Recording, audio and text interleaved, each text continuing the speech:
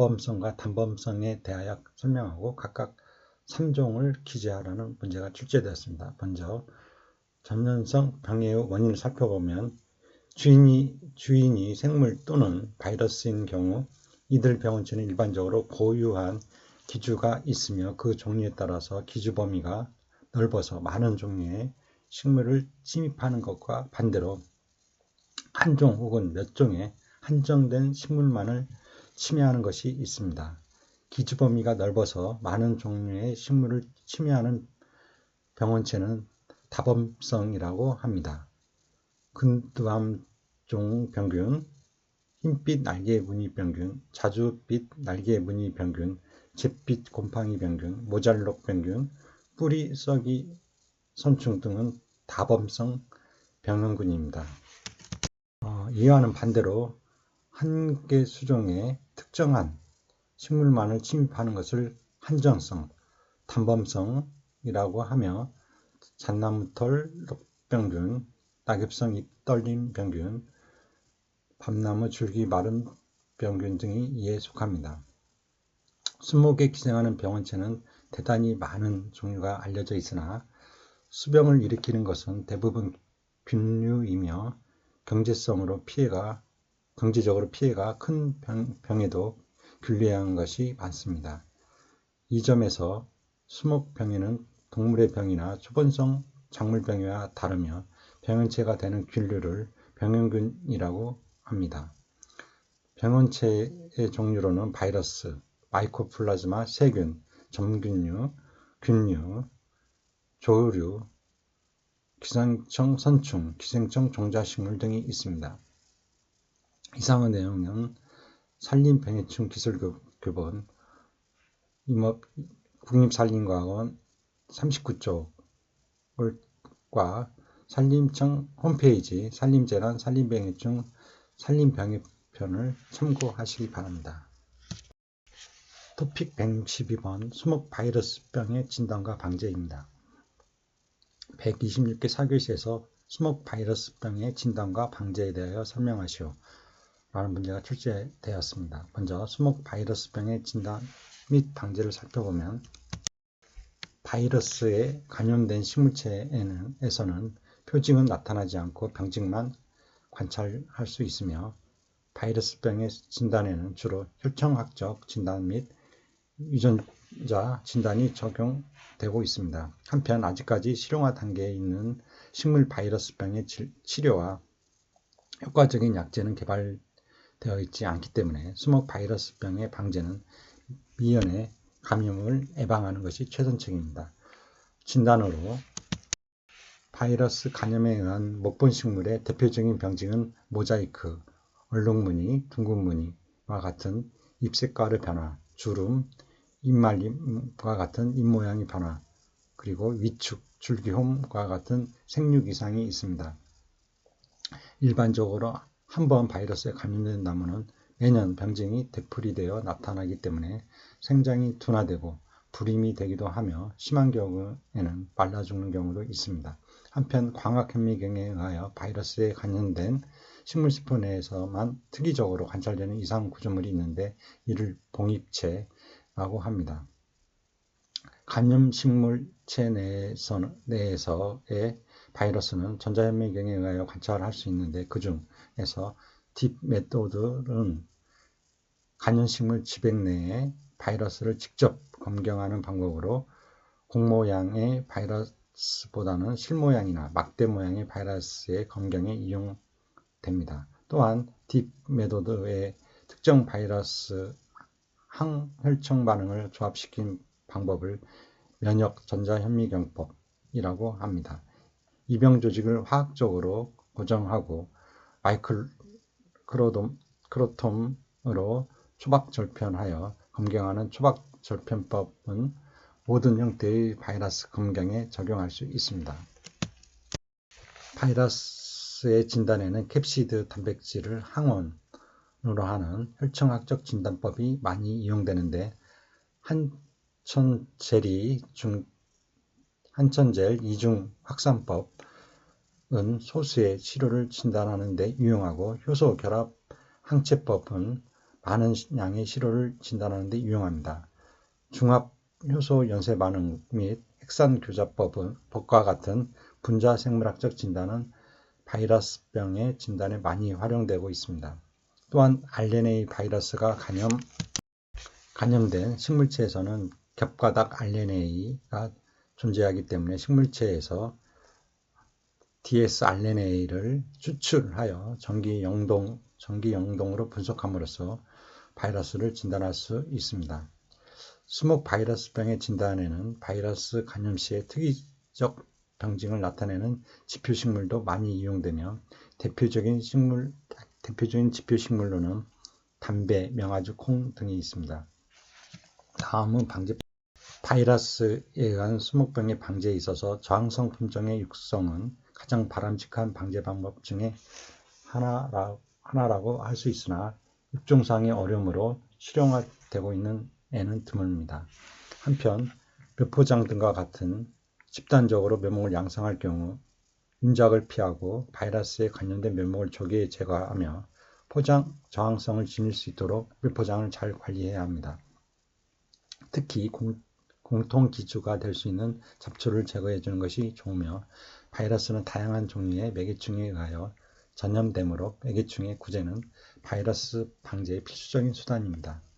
사과나무의 애플 크로로틱 립스톡 바이러스와 애플 스텝 피팅 바이러스, 감귤나무의 시트러스 트리 스테자 바이러스, 복숭아나무의 플라너스 네크로틱 링 스팟 바이러스 등과 같은 일부 가수의 바이러스병은 바이러스에 감염된 접수를 35도에서 38도에서 1에서 4주간 열풍 처리하면 상당한 수준에서 바이러스의 치료 효과를 볼 수 있습니다. 다수의 수종은 조직 배양으로 번식이 가능한데 식물 바이러스는 식물체의 생장점에서는 거의 존재하지 않기 때문에 생장점 배양을 하면 바이러스에 감염되지 않은 개체를 얻을 수 있습니다. 한 종의 바이러스가 먼저 감염되면 나중에 감염된 바이러스의 증식이 억제되는 현상이 있는데 이를 간섭 효과 또는 교차보라고 하며 이와 같은 현상을 이용하여 병증이 거의 나타나지 않는 약독 바이러스를 식물체에 미리 접종함으로써 이후에 감염되는 강한 병원성의 바이러스에 의한 피해를 억제할 수도 있습니다. 이상의 내용은 신고 산림보호학 142쪽을 참고하시기 바랍니다. 토픽 163번 식물 바이러스의 특성입니다. 131회 3교시에서 식물 바이러스의 생물학적 및 생화학적인 특징에 대하여 설명하시오 라는 문제가 출제되어 있습니다. 먼저 식물 바이러스의 특성을 살펴보면 바이러스는 세포 없이 단백질과 핵산으로 구성되어 있는 분자상의 물질이기 때문에 바이러스의 구성 기본 단위인 세포가 아닌 바이러스 입자 또는 미리온이라고 합니다. 또한 바이러스는 독립적인 물질 대사를 할 수 없고 살아있는 세포 내에서만 증식이 가능한 절대 기생물이고 그 크기가 아주 작기 때문에 전자현미경에 의해서만 관찰이 가능합니다. 따라서 바이러스는 온핵생물 또는 진핵생물과는 또 다른 병원 미생물로서 기주가 식물인 바이러스를 식물 바이러스라고 합니다. 식물 바이러스 정의를 보면 식물 바이러스병의 최초의 역사적 기록은 1576년 포티 바이러스에 의한 튤립 브레이킹 바이러스이나 실제로 TBV에 의한 튤립의 병증이 바이러스에 의한 것이라는 사실은 1930년대 이후에 밝혀졌습니다. 식물 바이러스는 생물학적 및 생화학적 특성에 의하여 다음과 같이 정의됩니다. 먼저 식물 바이러스는 RNA 또는 DNA 분자가 외피 단백질로 쌓여 있습니다. 식물 바이러스는 절대 기생체이며 기조 특이성이 있습니다. 또한 기조 단백질 합성 기구에 의존하여 복제되며 이때 핵산과 단백질은 각각 다른 시기와 장소에서 합성된 후 바이러스 입자로 조립됩니다. 또한 세포가 아닌 분자상 물질로서 기주 세포의 내용물과 구분하는 이중막이 없습니다. 식물 바이러스는 핵산의 변이에 의하여 변이주가 끊임없이 발생합니다. 식물 바이러스는 전염성이 있고 대부분 병을 발생시키는데 적어도 1종 이상의 기주에 감염합니다. 이상한 내용은 신고 조리막 136쪽을 참고하시기 바랍니다. 토픽 164번 병징과 표징에 의한 진단입니다. 108회 2교시에서 수목병을 진단할 수 있는 병징과 표징에 대하여 설명하시오가 출제되었습니다. 먼저 수목병의 진단을 살펴보면 병에 걸린 식물체의 형태 변화, 생리적인 변화 및 병원체의 확인 등에 의하여 병의 원인을 결정하는 작업을 진단이라고 합니다.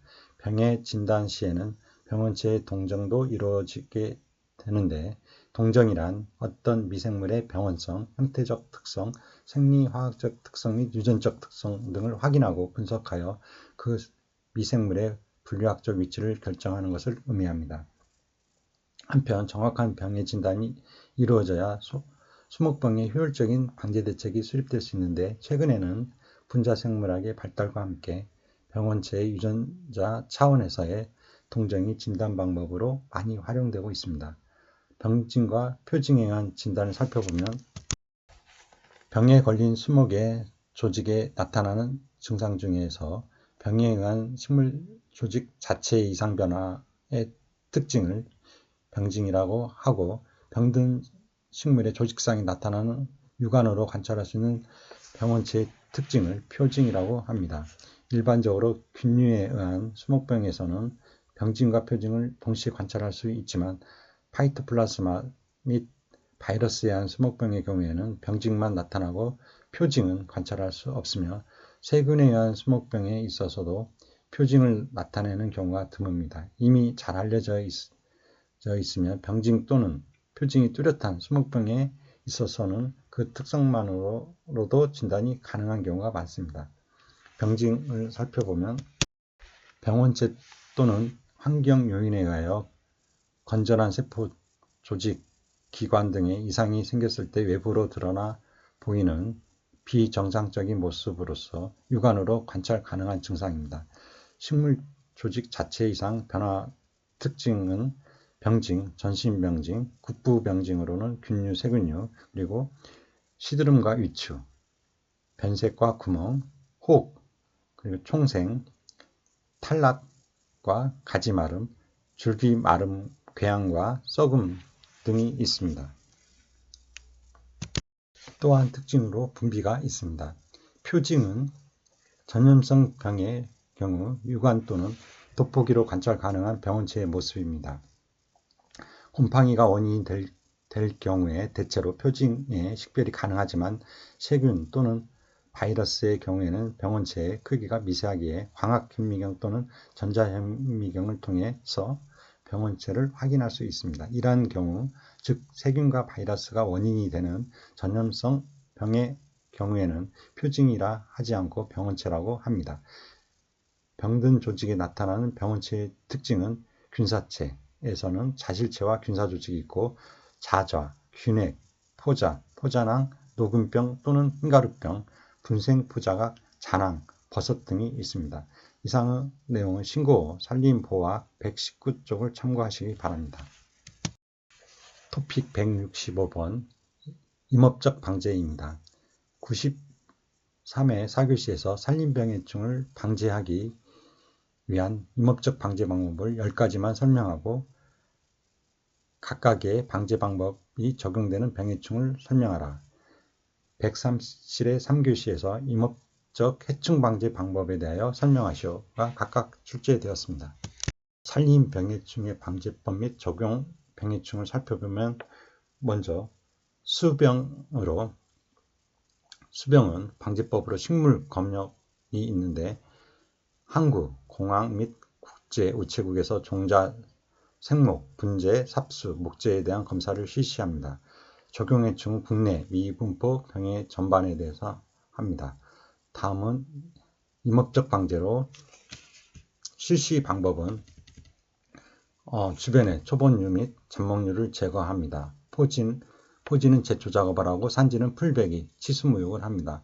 풍충지에서의 조림을 피합니다. 건조하기 쉬운 사질토양에는 조림을 피합니다. 중간기주가 되는 식물의 분포가 많은 곳에서는 조림을 피합니다. 또한 활엽수와 혼요림을 조성합니다. 보호수대, 방풍림을 설치합니다. 지타, 재벌 및 간벌을 실시합니다. 병든 낙엽을 수집 소각합니다. 통풍, 배수 일조를 양호하게 합니다. 저항성 품종을 식재합니다. 이병지 및 신초를 제거 소각합니다.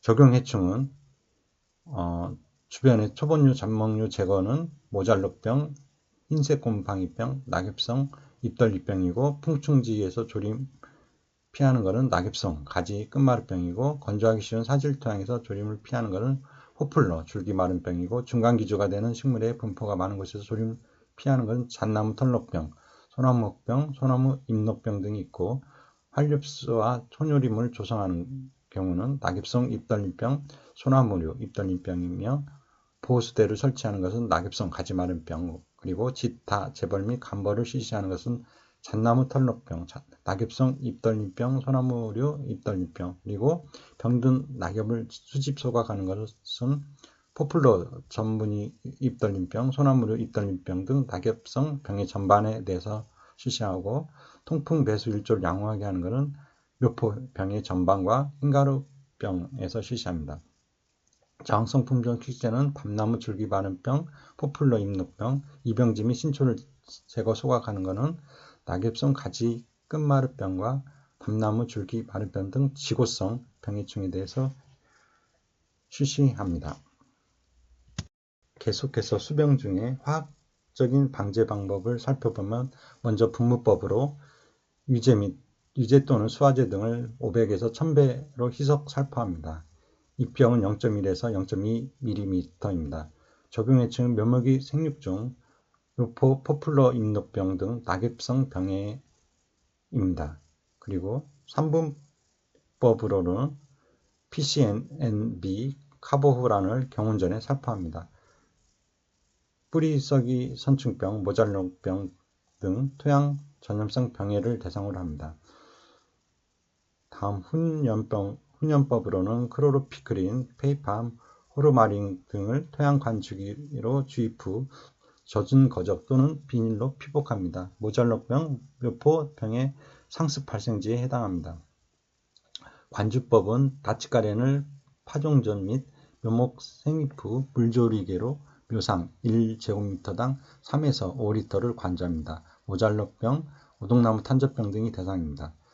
분의법은 파종 전 종자를 소량의 오소사이드 분상약제와 혼합합니다. 모잘록병, 오동나무 탄저병, 갈색무늬병이 대상이고 침적법은 파종 전 종자를 호마이수화제 500배액 또는 부산 200배액을 24시간 침적 소독 후 파종합니다. 모잘록병, 오동나무 탄저병, 갈색무늬병이 대상이고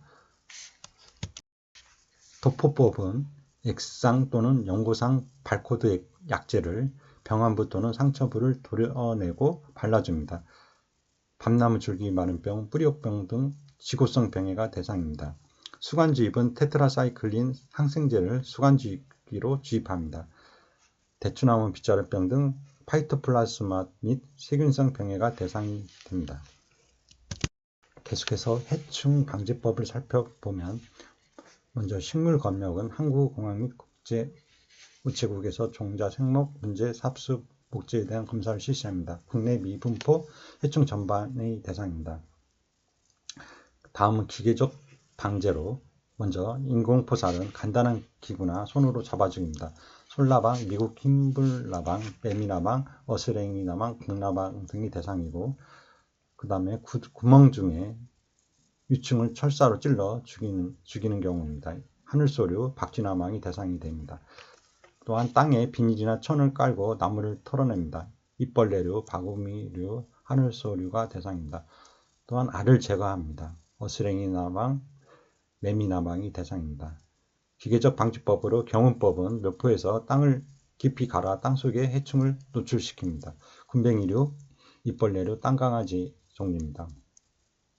또한 유살법으로는 식이유살로 당밀 등으로 유살합니다. 풍뎅이류가 대상입니다. 잠복소 유살로 수간에 즙이나 가마니를 감아 잠복소를 만들어 유살시킵니다. 솔라방, 미국 흰불나방이 대상입니다. 번식초 유살은 원목을 1에서 2m 높이로 잘라 헥타르당 10에서 20본을 이목으로 설치합니다. 나무 점류, 바구미류가 대상이고 나무 껍질을 벗기는 것은 나무 점류, 바구미류가 대상입니다.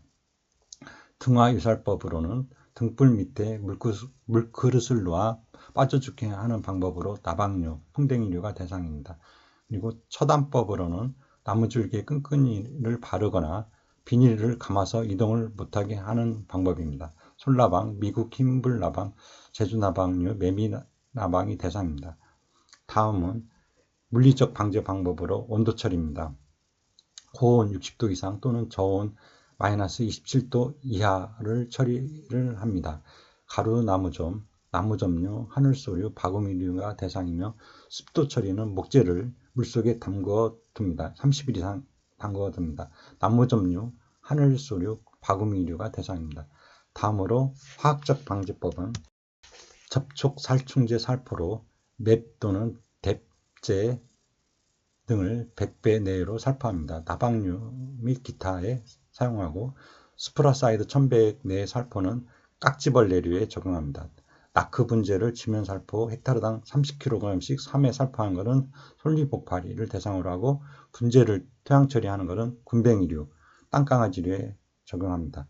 다음 침투성 살균제로 수간 주사를 실시하는 경우는 솔잎, 복파리, 솔껍질, 깍지벌레 등이며 연면 살포를 실시하는 경우는 진딧물류, 금부 처리는 솔리복파리, 응애류에 해당합니다.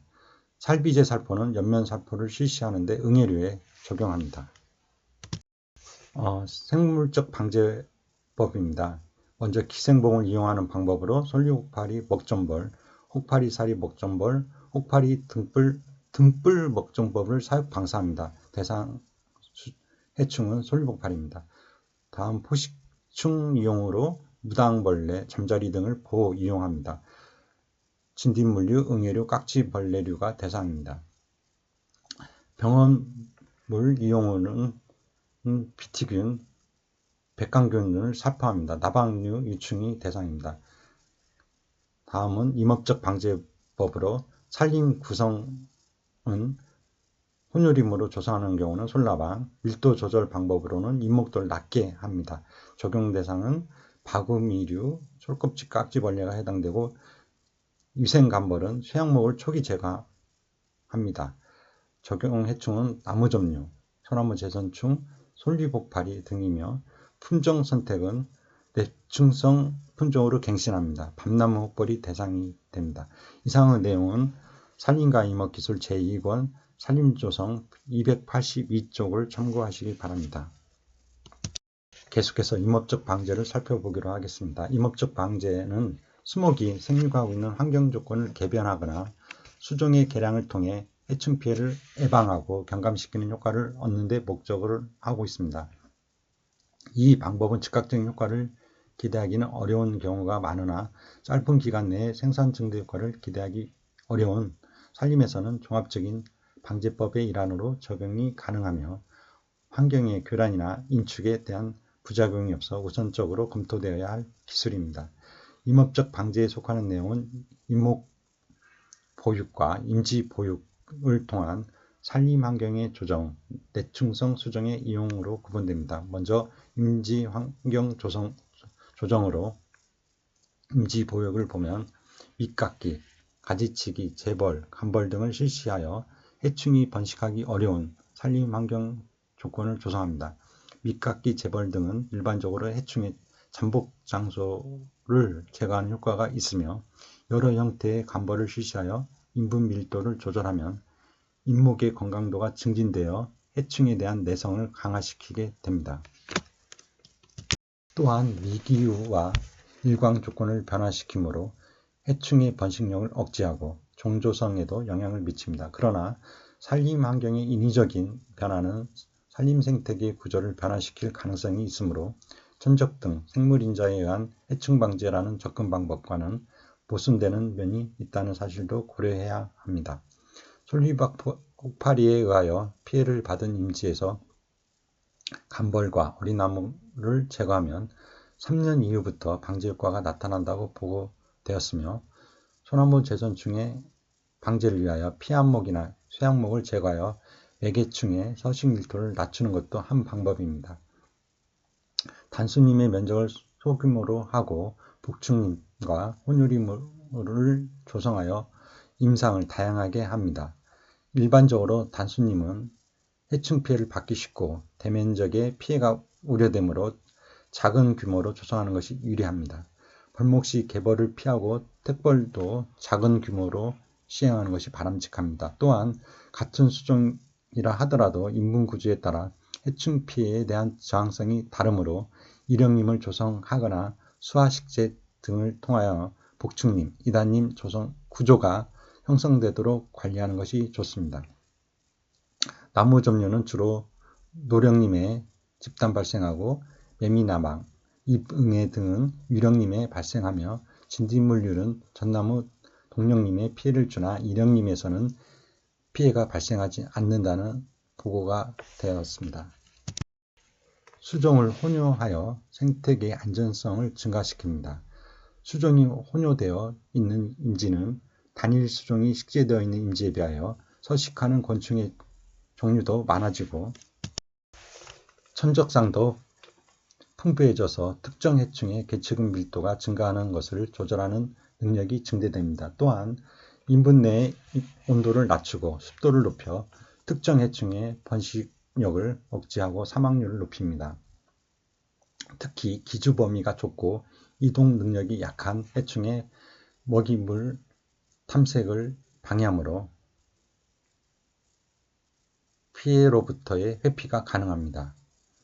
이와 함께 특정 수종의 해충에 의하여 피해를 받는다고 하여도 다른 수종은 피해를 받지 않아 해충에 의한 극심한 피해도 면하고 일정 수준의 인목수확이 보장되는 위험 분산 효과도 기대할 수 있습니다. 인공림의 경우도 부분적으로 서로 다른 수종을 식재하여 혼유림으로서의 특성을 유지하도록 조성하는 것은 해충을 관리한다는 관점에서 매우 중요합니다. 임지 보육으로 토양의 경운, 토성의 개량 등 임지 보육을 실시하여 임지 환경을 조정합니다. 토양의 경운이란 저온 시 경운함으로써 토양 해충을 구제하는 방법으로 주로 유묘를 생산하는 묘포장에서 가능한 방법입니다. 임지의 수분이 결핍되면 잎목의 수지 분비력이 저하되어 식엽성 해충, 천공성 해충의 번식에 이롭게 작용합니다. 이와 반대로 임지가 과습하면 잎목이 쇠약해져서 각종 생물 피해에 대한 감수력이 높아집니다. 따라서 급경사지, 사질토 등에 건조하기 쉬운 임지에 수평구를 만들거나 과습지에 배수구 등을 설치합니다. 임지에 시비하여 해충에 대한 내성을 높입니다.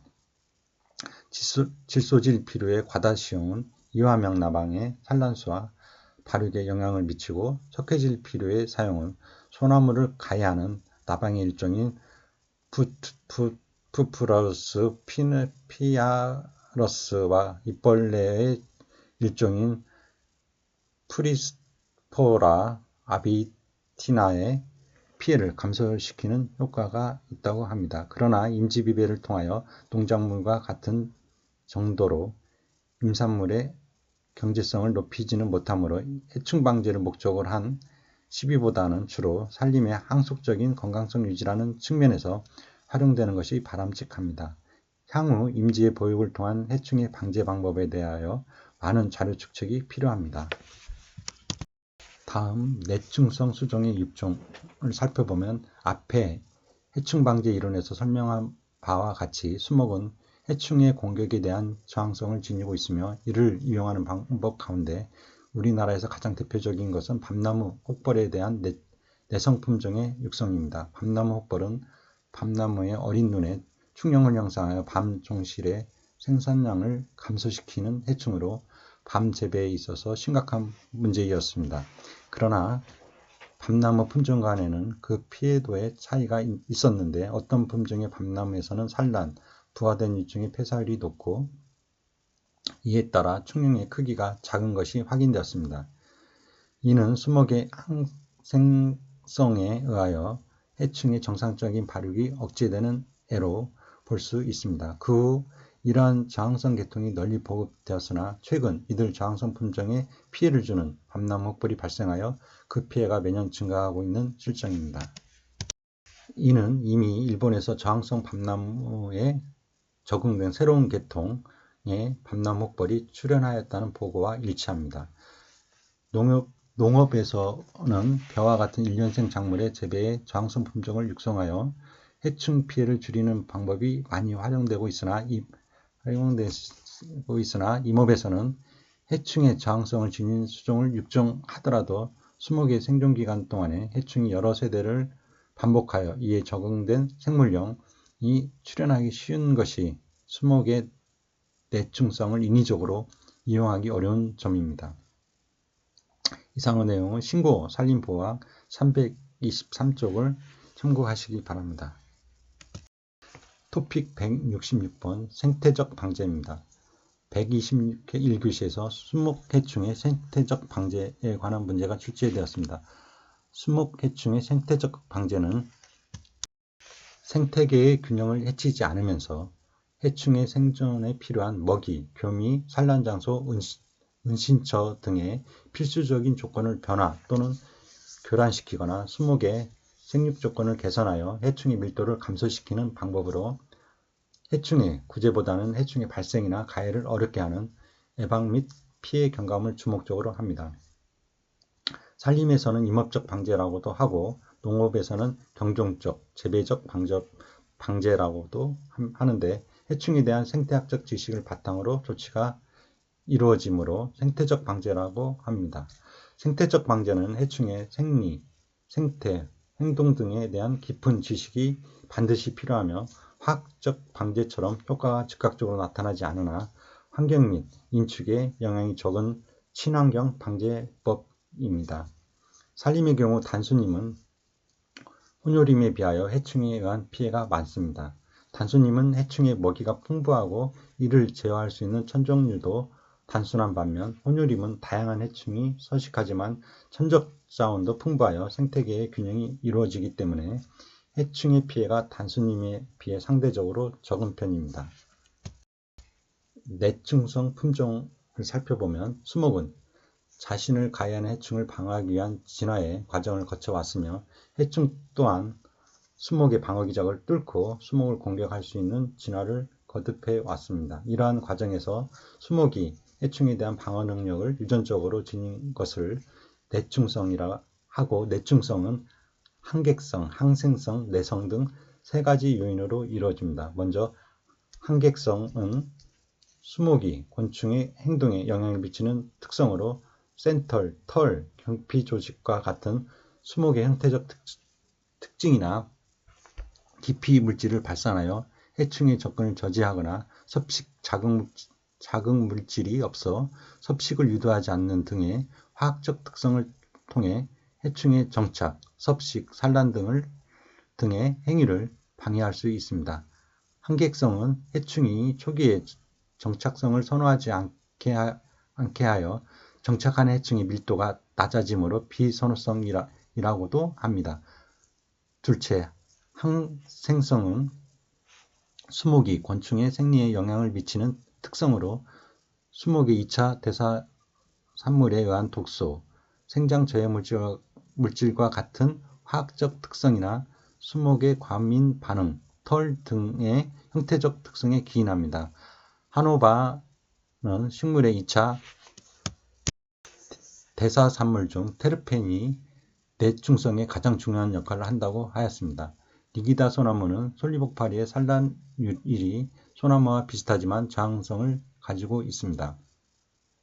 니기다 소나무는 솔리복파리의 부화유층이 정착하면 잎의 표피층에서 궤조 현상을 보이고 내피층과 이에 연접한 조직에 수지성 물질이 충전되면서 일종의 방어층을 형성하여 부화한 유층이 벌레 혹을 형성하지 못하고 정착 1개월 이내에 죽습니다.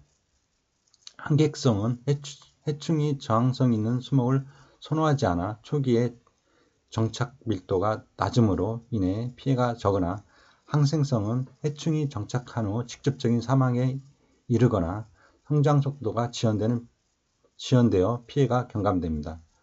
세 번째로, 내성은 해충의 가해에 대하여 수목의 생육이 영향을 적게 받거나 피해에 대한 회복 능력이 우수한 형질을 말합니다. 한객성과 항생성은 수목에 대한 곤충의 반응인 반면, 내성은 곤충에 대한 수목의 반응입니다. 내성은 해충의 수를 줄이지 않기 때문에 한객성이나 항생성에 비하여 소극적 의미의 수목 내충성 요인입니다. 내충성을 이용한 방제법은 환경에 미치는 영향이 적거나 없고 비용이 적게 들며 다른 방제법의 효과에 영향을 적게 미치므로 다른 방제법과 같이 적용할 수 있는 장점이 있습니다. 그러나 내충성은 모든 해충에 대한 저항성을 가지기는 힘들고 특정한 해충에 대해서만 가능하므로 필요에 따라 별도의 방제수단이 필요한 경우가 있습니다. 밤을 가해야 하는 바구니의 경우 우하 채성기가 9월 상중순으로 9월 10일 이전에 성숙 채성기에 도달하는 조생종은 중만생종에 비해 밤바구니 가해를 회피할 수 있어 피해가 적은 반면, 복숭아 명나방은 밤을 가해야 하는 이화기의 발생 시기가 7월 하순부터 8월 상순으로 조생종 밤에서 피해율이 높습니다. 또한 내충성 품종을 육종하기 위해서는 내충성인 유전자원의 선발과 육종에 많은 시간이 소요되며 경우에 따라 해충도 이에 적응하는 생태형이 출현하기도 합니다.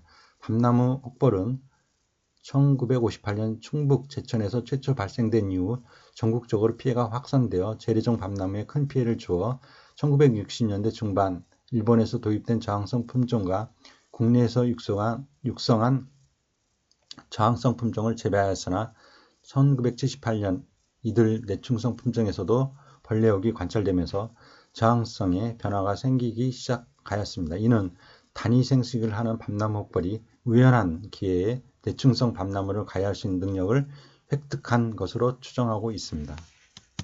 다음, 생육환경의 개선을 살펴보면 수목의 수세가 건강하면 쇠약한 나무보다 해충에 대한 내성이 높으며 특히 나무 종류는 수세가 쇠약한 나무를 집중적으로 공격하므로 수목의 수세를 건전하게 유지하는 것이 매우 중요합니다.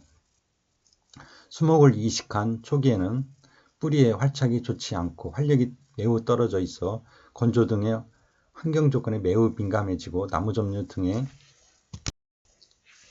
천공성 해충에 대한 내성이 낮아질 수 있으므로 이식 초기에는 집중적인 수목 관리가 이루어져야 합니다.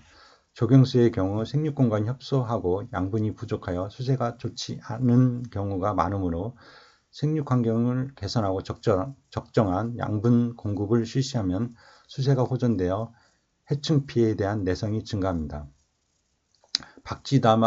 박쥐나방의 경우 어린 유충 시기에는 초본류의 줄기를 주로 가해하나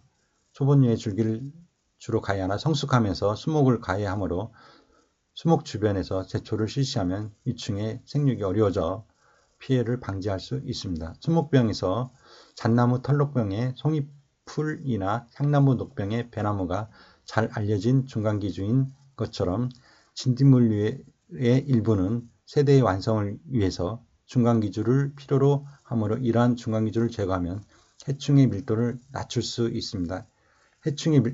해충이 발생할 수 있는 번식처를 사전에 제거하여 해충 밀도 증가의 원인을 없애는 방법도 있습니다. 소나무좀 후식 피해의 경우 충체가 노출되지 않아 방제가 매우 어려운데 번식 장소 주변에 있는 쇠약목이나 고사목을 사전에 제거하면 피해 발생을 막을 수 있습니다. 다음, 숯가꾸기는 산림에서 숯가꾸기를 통하여 숲을 관리하면 숲 바닥에 도달하는 햇빛의 양이 증가함으로써 키 작은 나무와 풀 등 다양한 식물이 살 수 있는 여건이 만들어져 생태적으로 좀 더 풍요로워지며 잇목이 건강하게 자라 해충 피해에 대한 내성이 증가하고 다양한 천적 자원이 형성되어 건강한 숲이 됩니다. 솔리 폭발이 피해 임지에서 인분의 밀도가 낮으면 피해도와 관계없이 수세가 좋은 것으로 나타났습니다. 이상의 내용은 수목 해충학 176쪽을 참고하시기 바랍니다. 토픽 167번 화학적 방제법입니다. 131회 1교시에서 제충제의 정의가 출제되었습니다. 먼저 산림해충의 화학적 방제법을 살펴보면 화학약품을 사용하여 방제하는 방법을 화학적 방제 또는 약제 방제라고 합니다. 화학적 방제법은 다른 방제법에 비해 적용 범위가 넓고 정확하고 빠르며 이용하기 쉽다는 특징이 있습니다. 해충의 화학적 방제에 사용되는 약제는 살충제이지만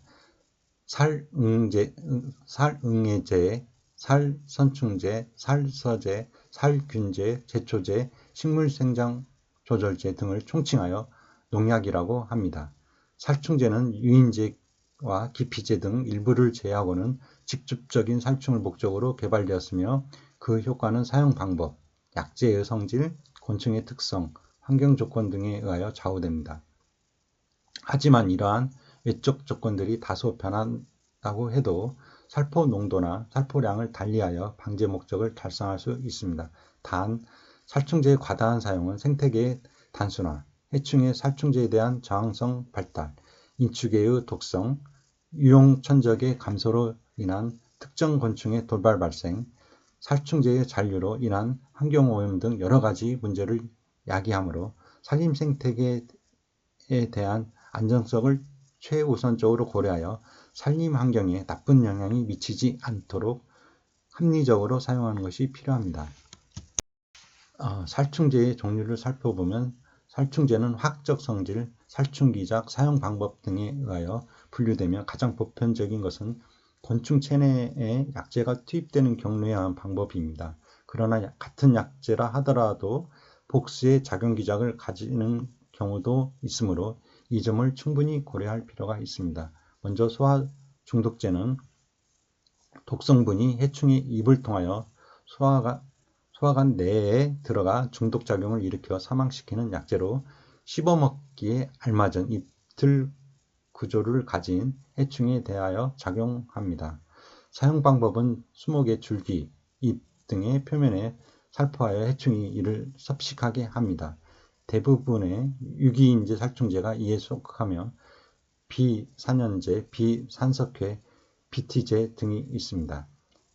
접촉 살충제는 해충의 체표면에 직접 살포하거나 살포된 물체에 해충이 접촉되어 약제가 체내에 침입하여 독작용을 일으키는 약제입니다. 광선이나 열 등에 불안정하여 해충제에 직접 부착한 약제만이 효력을 발휘하고 식물체 상에 부착한 것은 별로 효과가 없는 약제, 제충국제, 니코틴제 등과 비교적 분해가 늦어서 즉 해충 체포에 직접 부착되지 않아도 식물체에 부착하여 이것에 해충이 접착하면 체포로 침입하여 해충을 죽이는 약제가 있습니다. 전자는 직접 접촉 살충제라 하고 후자는 잔여 접촉 살충제라고 하며 이에는 메프제, DDVP 등이 있습니다. 훈증제란 약제의 유효 성분을 가스 상태로 하여 해충의 기문을 통하여 호흡기에 침입시켜 사망시키는 것으로 주로 밀폐된 용기나 창고, 비닐 피복 등을 이용하여 훈증하지만 토양 훈증과 같은 경우에는 지표에 구멍을 뚫고 약물을 주입하는 방법도 사용합니다. 산림에서는 주로 수목의 종실과 피해목 내에 서식하는 천공충의 구제에 사용합니다. 이에는 시아나수소가스, 메칠브로마이드, 메타소디움 등이 있습니다. 침투성 살충제란 식물의 뿌리나 잎, 줄기 등으로 약제를 흡수시켜 식물체 내의 각 부분에 도달하게 하고 해충이 식물체를 섭식함으로써 사망하는 것으로 가축의 먹이에 혼합하거나 주사하여 기생하는 해충을 방지하기도 합니다. 식물체 내에 약재가 흡수되어 버리므로 천적이 직접적으로 피해를 받지 않고 식물의 줄기나 잎 내부에 서식하는 해충에도 효과가 있다는 특징을 가지고 있습니다. 이에는 디메스포에이드, 포스팜액제, 모노포액제 등이 있습니다. 유인제란 해충을 동목이나 포충기에 유인하여 포살하는 데 이용하는 약재로 방향성 물질과 성유인 물질 등이 있습니다. 다음 기피제는 해충이 식물 또는 사람, 가축에 접근하지 못하도록 하기 위하여 사용하는 약재로 얘는 나프탈렌, 크레오소트 등이 있습니다. 화학 불임제란 곤충 생식기의 발육을 저해하거나 생식세포의 저해를 일으켜 알 또는 정자의 생식 능력을 잃어버리게 하여 증식을 억제하는 약재로서 수컷 불임제, 암컷 불임제, 양성 불임제 등으로 분리됩니다. 이에는 알킬화제, 항대사물 등이 있습니다. 다음 제충제란 곤충을 즉시 죽이지 않고 발육과 생식을 억제하여 해충의 밀도를 저하시키는 약재로서 유약 호르몬의 메소프렌, 키틴 합성 저해제인 다이풀베즈론 등이 있습니다. 키틴 합성 저해제는 탈피 저해제라고도 불리기도 합니다. 이 밖에 해충의 섭식을 저해하기 위한 섭식 저해제가 있습니다. 보조제란 살충제의 효력을 충분히 발휘시키기 위하여 첨가하는 보조물질로서 이에는 다음과 같은 것이 있습니다. 먼저 용제란 유제나 액제와 같이 액상의 농약을 제조할 때 주제를 녹이기 위하여 사용하는 물질을 말하면 주로 자일렌, 벤젠 등이 사용되나 주제의 특성에 따라 각종 유기용매가 사용되고 액제의 경우에는 물이나 에탄올이 용제로 사용됩니다. 다음 유화제는 유제의 유화성을 높이기 위하여 사용되는 물질로 주로 계면활성제가 사용됩니다. 증량제는 주약제의 농도를 낮추기 위하여 사용하는 것으로서 유제와 분제에는 물이 사용되고 분제에는 테크, 베노나이트, 카올린, 소석계 등이 사용됩니다. 다음 전착제로 식물이나 해충의 표면에 살포액이 잘 부착하도록 하기 위하여 사용되는 약재입니다.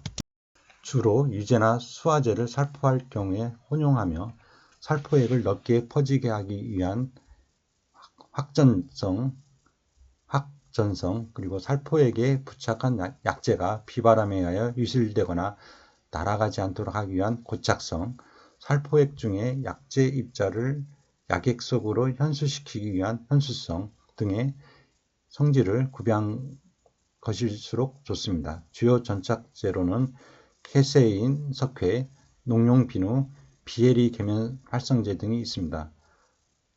협력제는 2종 또는 3종 이상의 약재를 혼합한 경우 그 효과가 각 약재를 단독으로 사용할 경우보다 좋은 경우에 이를 협력작용이라고 하고 주제의 살충력을 증진시키는 약재가 협력제이며 이에는 피페롤리브록시드가 있습니다. 자세한 내용은 신고 산림보호학 306쪽을 참고하시기 바랍니다. 토픽 168번 잠재해충의 해충화입니다. 130의 1교시에서 2차 해충에 대하여 설명하시오가 출제되었습니다. 먼저 해충 방제 이론을 살펴보면 경제적 피해 수준이 있습니다. 해충 방제란 인간에게 경제적 손실을 초래하는 해충의 활동을 억제하는 것으로서 해충의 밀도, 개체수를 일정한 수준 이하로 조절하는 것을 의미합니다. 즉, 유해한 생물이 존재하더라도 그 밀도가 사람에게 심각한 피해를 초래할 정도가 아니면 굳이 시간과 경비를 투자하여 방제 작업을 수행할 필요는 없습니다. 보다 구체적으로 설명한다면 어떤 해충의 밀도가 점점 높아져서 이들에 의한 피해를 방치했을 때 예상되는 손실액이 방제에 소요될 재반 비용보다 높을 경우에 높을 경우는 방제 수단을 적용해야 할 것이며 이러한 해충에 의한 손실액과 방제 비용이 같을 때에 해충의 밀도를 경제적 피해 수준이라고 합니다. 예를 들면 최근 소나무 재선충을 매개하여 큰 문제가 되고 있는 솔시움 하늘소는 단 한 마리가 여러 그루의 소나무를 고사시킬 수 있으므로 극단적으로 경제적 피해 수준이 낮은 경우이고, 진딧물, 깍지벌레, 응애와 같은 소형의 흡주성 해충은 대단히 많은 개체가 가해하여야 수목에 심각한 피해가 초래되므로 극단적으로 경제적 피해 수준이 높은 경우입니다. 따라서 경제적 피해 수준이란 어떤 해충에 경제적 피해를 주는 정도라는 뜻이 아니고 방제 수단을 적용해야 할 정도의 심각한 피해를 초래하는 해충의 개체수를 뜻합니다. 그리고 어떤 해충의 경제적 피해 수준은 고정된 수치가 아니고 생물적, 사회적 환경 변화에 따라 변동될 수 있습니다. 예를 들어 반복되는 해충의 공격에 적용됨에 따라 기주식물의 내성이 증가된다면 경제적 피해 수준이 높아질 것이고, 반대로 해충의 수목 피해에 사람이 전보다 더 예민하게 반응한다면 경제적 피해 수준이 낮아질 것입니다. 다음 환경저항은 어떤 생물종의 개체수는 그 개체군의 생존 및 번식 능력과 그 생물종이 살고 있는 환경에 존재하는 각종 위해 요인과의 균형에 의하여 이루어집니다. 다시 말하면 개체군의 증감은 그 생물의 번식 능력과 그를 에워싸고 있는 환경의 억제 능력과의 투쟁의 결과입니다. 후자를 환경저항 또는 자연적 방제 요인이라고 하며 이는 기상적 요인과 생물적 요인으로 대별됩니다. 어떤 개체군의 밀도를 억제하는 생물적 요인으로는 기주식물의 저항성, 경쟁종, 천적 등을 들 수 있는데, 이 중에서 기주식물의 저항성과 천적은 해충의 밀도를 경제적 피해 수준 이하로 유지시키는 데 보다 중요한 역할을 합니다. 다음 잠재해충의 해충화를 살펴보면 고유의 번식 능력과 환경저항과의 상호관계 결과에 따라 정해지는 어떤 해충의 밀도는 변화하는 제반 환경 요인에 따라 증감이 되풀이 되는데, 시간 경과에 따라 밀도의 평균치를 일반 평형 밀도라고 합니다.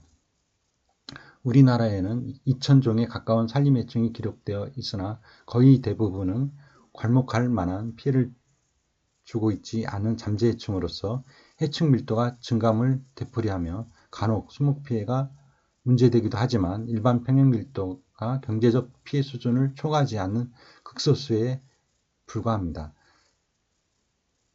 잠재해충이 해충화하는 경우는 어떤 원인에 의하여 해충 밀도가 증가함으로써 경제적 피해 수준을 초과하거나 또는 해충 밀도는 큰 변화가 없지만 경제적 피해 수준이 하향되는 두 가지 경우가 있으며 다음과 같은 경우를 예를 들 수 있습니다. 먼저 외지에서 해충이 침입하였을 경우가 있고, 그 다음에 2차 해충은 어떤 곤충의 밀도를 경제적 피해 수준 이하로 조절하는 환경저항이 자연적 또는 인위적 요인에 의하여 억제되거나 제거되었을 때 해충화하는 것을 말합니다. 예를 들면 나무좀 등의 천공성 해충은 건전한 수목을 집단적으로 가해하지 못하지만 산불이 지나간 임지에 수세가 약해진 수목은 쉽게 이들의 공격 대상이 됩니다. 건전한 수목을 가해할 수 있는 식엽성 해충이나 흡집성 해충에 의하여 또는 가뭄, 동해 등의 기상재해에 의하여 수세가 약해진 경우도 2차 해충의 피해를 받기 쉽습니다. 농약의 남용에 의하여 잠재해충이 해충화하는 경우도 2차 해충이라고 할 수 있습니다. 그 예로 감나무의 나박류를 방지하기 위해 살포한 살충제가 그 나무에 서식하던 깍지벌레류의 천적에 피해를 주어 결국 잠재해충이던 깍지벌레의 대발생에 의하여 감나무가 고사하는 경우를 들 수 있습니다. 이외에도 자연분포 외의 지역에 조림된 경우, 수종의 단순화, 요령 인분, 도입 수종에 의 적용, 그리고 인간의 생활조건이나 정서의 반복 등이 있습니다. 자세한 내용은 신고 산림보호학 295쪽을 참고하시기 바랍니다. 토픽 169번 침엽수와 한렵수의 대표적 산림병해입니다. 135회 1교시에서 침엽수와 한렵수의 대표적인 산림병해를 묻는 문제가 출제되었습니다.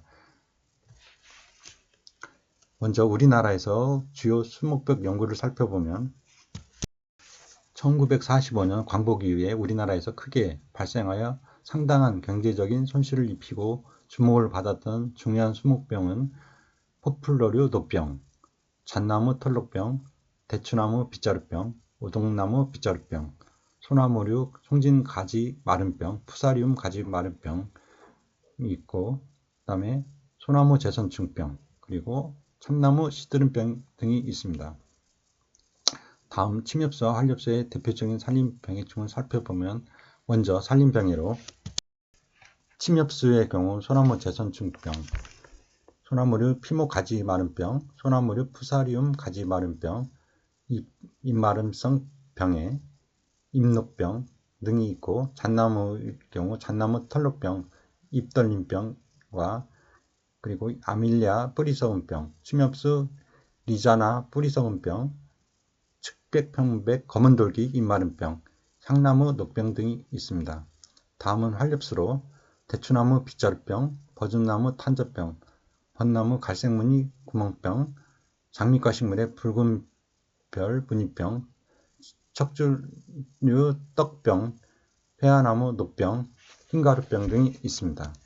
산림해충으로는 침엽수에서는 솔리복파리, 소나무줌, 솔껍질 깍지벌레, 솔라방, 잣나무 넓적잎벌, 낙엽성 잎벌 등이 있으며 한렵수에서는 갈무늬 제주나방, 참나무 제주나방, 남포잎벌, 노랑띠 안락가지나방, 느티나무 벼룩바구미, 대벌레, 도토리 거위벌레, 매미나방, 집시나방, 미국 흰불나방, 밤나무 혹벌, 버즘나무 방패벌레, 밤바구니, 복숭아 명나방, 아카시잎 혹파리, 어스랭이나방, 오리나무 잎벌레, 오갈피 나무이, 쌍줄 푸른 밤나방, 황다리 동나방, 황철나무 안락하늘소, 포플라하늘소, 호두나무 잎벌레 등이 있습니다. 이상의 내용은 산림청 2025년 홈페이지에서 주요 산림병해충 식별요령을 참고하고 신고 수목병리학 15쪽을 참고하시기 바랍니다. 토픽 170번 기상에 의한 피해입니다. 122회 4교시에서 수목의 무생물적 장애 중 일소, 열애, 고강도 피해의 차이점을 병진과 함께 설명하시오 라는 문제가 출제되었습니다. 먼저 개념을 살펴보면 일소, 피소, 볕대기는 기온이 지나치게 높아지면 수목이 물리적인 피해를 받아 손상을 입거나 고사할 수 있는데, 이 중에서 가장 강한 복사 광선에 의한 줄기의 볕대기 피소 현상은 광선에 의하여 습히 일부에서 급격한 수분 증발이 일어나 조직이 건조하여 떨어져 나가는 것으로, 여기서 생긴 상처 부위에 부유근이 침투하여 2차적인 피해를 유발합니다. 이와 같은 볕대기 현상은 오동나무나 호두나무, 가뭄비나무 등과 같이 코르크층이 발달되지 않고 평활한 수피를 지닌 수종에서 자주 발생하며, 직사광선에 직접 노출되는 남서 방향의 이면부의 성목이나 고립목에서 피해가 나타납니다. 대개 수피가 얇은 나무줄기의 서쪽 또는 서남쪽에서 직사광선으로 수피 내의 온도가 33도에서 50도로 올라가 수분이 증발하고 형성층 조직이 죽게 되는 것을 말합니다. 수분 스트레스의 가장 흔한 증세 중에 하나는 입의 피소입니다. 다음 열의 열장에는 우리나라에서는 별 문제가 되지는 않지만, 특정 지역에서는 여름에 온도가 매우 높이 올라가서 나무의 생육이 어려움을 겪기도 합니다. 이러한 열의 열장에는 큰 나무에서는 문제가 되지 않는 경우가 대부분이지만, 묘포장에서 자라고 있는 어린 나무에서는 심각한 문제가 될 수도 있습니다. 또한 전나무와 가뭄비나무, 편백 등의 내음성 수종에서 광선의 광도가 높고 토양이 건조한 7월과 8월경에 자주 열애가 발생합니다. 열애는 수목의 생육 저온을 넘어서 최고 온도에 가까운 온도가 되어 온도가 오래 지속되면 수목 생육이 쇠퇴하여 고온의 장애가 발생되는데 수목의 고온으로 인한 피해를 열해 또는 열장애 고온해라고 합니다. 고강도 피해는 나무가 광합성에 필요한 한계치 이상의 빛 광포화점을 지속적으로 받으면서 광합성 조직이 손상되는 현상으로 햇빛이 너무 강해서 잎이 빛을 감당하지 못하고 광합성 기능이 망가집니다. 특히 여름철 장기간의 강한 직사광선 아래서 잘 발생하며 고온, 건조 환경과 겹치면 피해가 심해집니다. 은행나무, 느티나무 등 가로수의 경우 여름철 도심에서 아스팔트 반사광과 강한 광선으로 잎 가장자리가 마르는 증상이 나타납니다. 병증을 살펴보면 먼저 일소는 남서쪽에 노출된 지표면에 가까운 수피가 여름철 햇빛과 열에 의해서 타서 형성층 조직이 죽어 벗겨지고 그 속에 있는 목부 조직이 노출되는 현상을 피소현상이라고 합니다. 대개 수간의 남서쪽에서 수직 방향으로 불규칙하게 수피가 갈라지면서 괴사함으로써 수피가 지저분하게 됩니다. 농장에서 밀식 재배하던 수목을 이식하여 단독으로 심어 놓으면 이러한 현상이 잘 나타납니다. 특히 수피가 얇은 수종인 벚나무, 단풍, 목련, 매화, 물풀의 나무는 더욱 그러합니다. 열해의 병증으로는 잎이 시들고 말라붙으며 특히 햇볕에 많이 받는 부분부터 시작됩니다. 잎 가장자리가 갈변되거나 엽록소가 파괴되어 탈색됩니다.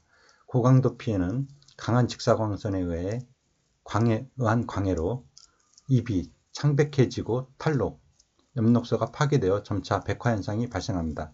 잎 표면에 황갈색 반점이나 그을음 자국이 나타납니다. 차이점을 구분하여 살펴보면 일소는 강한 직사광선이 수피, 과실, 잎에 직접 닿아 조직 손상을 유발하고 열에는 고온, 특히 토양온도 상승, 공기 열기로 인한 생리장애를 유발하며 고강도 피해는 광합성 한계 이상의 빛, 광포와 광산화로 인하여 광합성 기관이 손상됩니다. 잎, 엽록체, 광합성 조직이 손상 유발됩니다. 이상의 자세한 내용은 신고 산림보호학 13쪽과 신고 수목병리학 260쪽을 참고하시기 바랍니다. 이상으로서 17강 강의를 모두 마치겠습니다. 수고하셨습니다.